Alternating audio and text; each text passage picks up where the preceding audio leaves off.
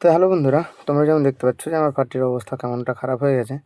আর এটা কিন্তু লেবারের গাফিলতির জন্য হয়েছে। তো লেবার ভাই তোমাদের বলবো এরকমভাবে মাল দিও না, কারণ সবজির গাড়ি এটা আমাদের খুব রাস্তায় মানে জোরে চালিয়ে নিয়ে যেতে হয়। সেই কারণে মালটা ভেঙে গেলে তোমাদের মালের বেশি ক্ষতি হবে। ওই জন্যে এটা দ্বিতীয় দিন করবে না। তো চলো।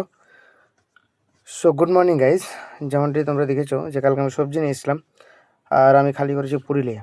তো এখন আছি আমি পুরুলিয়াতে, আর দেখতে পেলে আমার পাইলট। তো দোস্ত, আমি আজ এখন পুরুলিয়া রাস্তায় দাঁড়িয়ে রয়েছি। একদম সকাল সকাল ওয়েদারটা দেখো কত সুন্দর ওয়েদার, আর চারিদিকে একদম ফাঁকা মাঠ।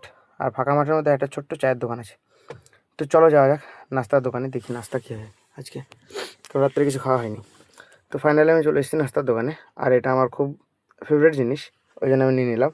আর এদিকে দাদা বলছে যে দাদা ভিডিও বানাচ্ছে, ওই জন্য দাদাকে হাই করতে বললাম, দাদা হাই করে দিল। আর তার সঙ্গে চলে এসছে আমাদের পুরি আর সবজি। তো চলো পুরি সবজিটা খেয়ে নিই, তারপরে বাকিটা তোমাদের সঙ্গে বলছি। আর আমি এখন আছি পুরুলিয়াতে, বললাম যেমনটা। তো পুরি সবজি খাওয়ার পরে আমি চলে যাব গাড়ি লোডে। আমার গাড়িতে লোড হবে আজকে ডিম।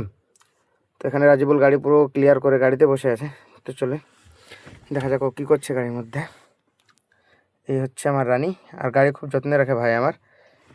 কিন্তু দুঃখের বিষয় হচ্ছে একটা, ও বিছনাপত্র কিছু গোছানো হয় না, কারণ আগোছালো হয়েই ছিল। ওখানে গিয়ে আমরা গোছাবো। গাড়িতে আমার তেল ভরা হয়নি।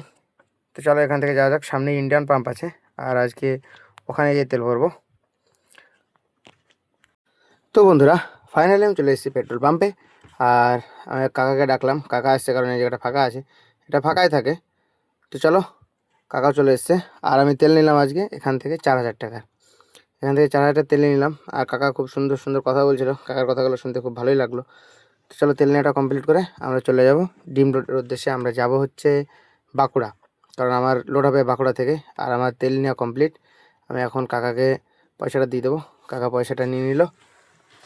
চলো এখান থেকে তেলের স্লিপটা কালেক্ট করে নিয়েছি, আর কাকাকে পয়সাটা গুনতে দিয়েছি। রাজবুলকে আমি স্লিপ দিয়ে দিলাম। এবার কাকা পুরো পয়সাটা গুনে নিই, তার মধ্যে আমার ডিজেল ট্যাঙ্কি পুরো লক কমপ্লিট। পয়সা গুনে নিয়ে নিয়েছে।